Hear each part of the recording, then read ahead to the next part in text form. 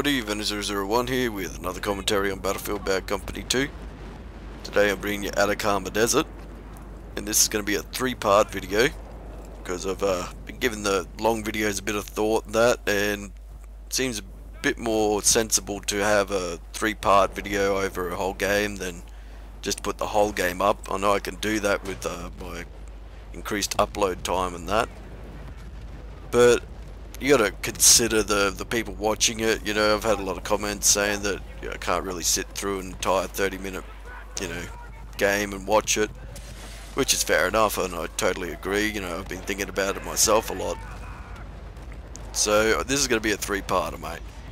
Hope everybody's fine with that. Now, I probably will still put, long ones up once in a while if I have a really good game, but this one I thought I'd just try it out and do, a three-part series, see how it goes. So, playing Atacama Desert, you want your mines. Already said that in my previous Atacama commentary. But I'm putting this up mainly to show what not to do on Atacama. And I've got some good players on this team. There's some good guys here. I think actually a couple of my subscribers managed to find me online and are in here at the moment.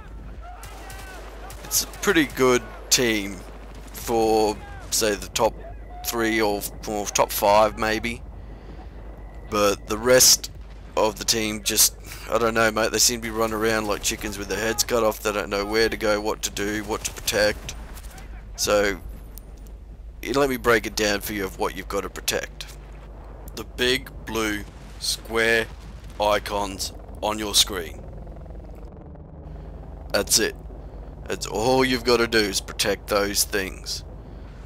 Now, your destructible buildings, said it many times, that really sucked for that guy.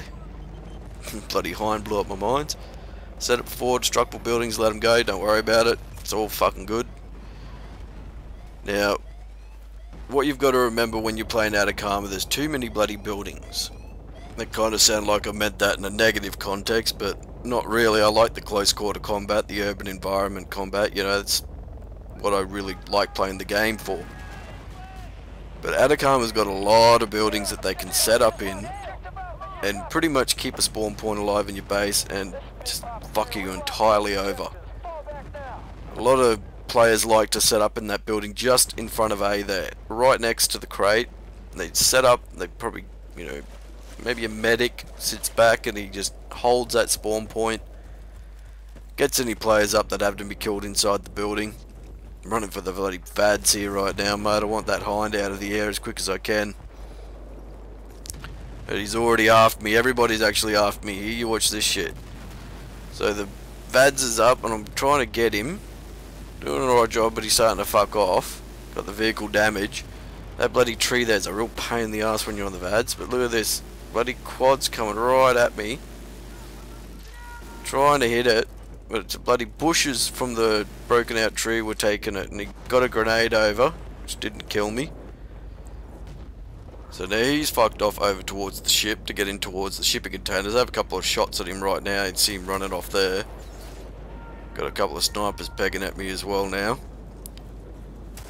Really putting this up to kind of show how to attack from the other perspective. I'm not showing you how to attack, these guys are showing you how to attack. So seeing it from my perspective, you'll see where I encounter a lot of the enemies, because I know pretty much where the choke points are, where they're going to be setting up to come into the base, and you'll see a lot of those places. So when you're on defense, watch those places. When you're on the attack, make your way to those places. These guys really gave us a run for our money. Played these guys a few times. I think they're a clan, WP clan or something like that. They really put up a hard fight, so I thought I'd put this match up as an example of how to attack Atacama. Kind of seeing it from both ends. I'm putting up a pretty vigorous defense, so you'll see that. But you also see this attack that they roll in nicely on the crates. They set up inside the base nicely. You'll just see it.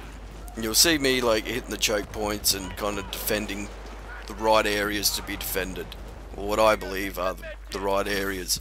You actually probably see me run around like a fucking wanker sometimes too, but that's just me, mate.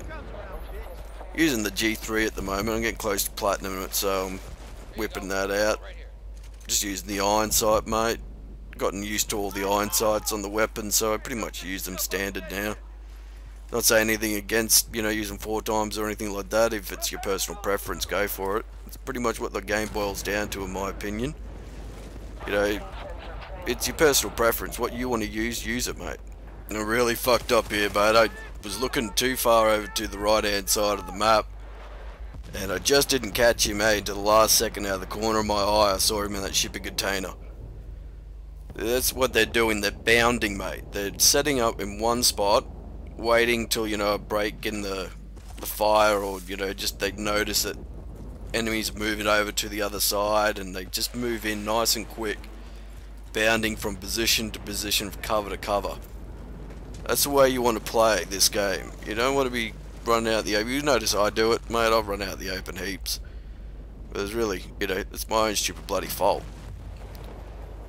I get knocked out by an 870 there. I have no idea where it came from. Probably sniped me from up on the other base. You really got to get that hind down as quick as possible on Atacama, because it can be very devastating.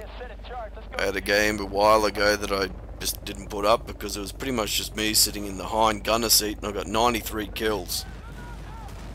And yeah, that was it, mate. I just sat in the bloody hind, just absolutely annihilated them. And see, there's that 870 that got me before. He made his way down onto B crate. See, that's what they're doing. They're setting up nice. They're covering the crates when they're armed it. I'm kind of a bit despondent at the moment of what I'm going to do. I forgot to have my bloody mines on there. I thought I can get him with an RPG, mate. No, have my fucking mines there. Guess I could try throwing it up at him. I don't think he'll get too bloody far though. So I'm pretty much just, you know, trying to cut them off at where I know they're setting up. So this white container here. When you're defending, you need to set up a defensive line. Okay? Spreading out, running around up in their base, you know, sitting back sniping, it's not going to help. See how our guys all broken up? They're all way back. You can have a look at the blue dots if you can see them. They're kind of broken up. There should be a fucking line of guys from the bow of the ship, inside A, you know, to the stern of the ship. We all should be here, and making sure they cannot get through or get behind us. I'm pinned down by a sniper right bloody now. So probably could have used a 4 times right about now on this guy. Have a bit of a war for a couple of moments there. I think I'll go back and have another try at him. I'm bloody worried about getting pegged by that sniper, mate. Got to move out now because I've got to get that crate. Just trying quick to get in there, but yeah, I just wasn't quick enough on the draw with that one, mate. So that's the first part done. I have part 2 coming up. Should be right up after this one. I'll catch you soon.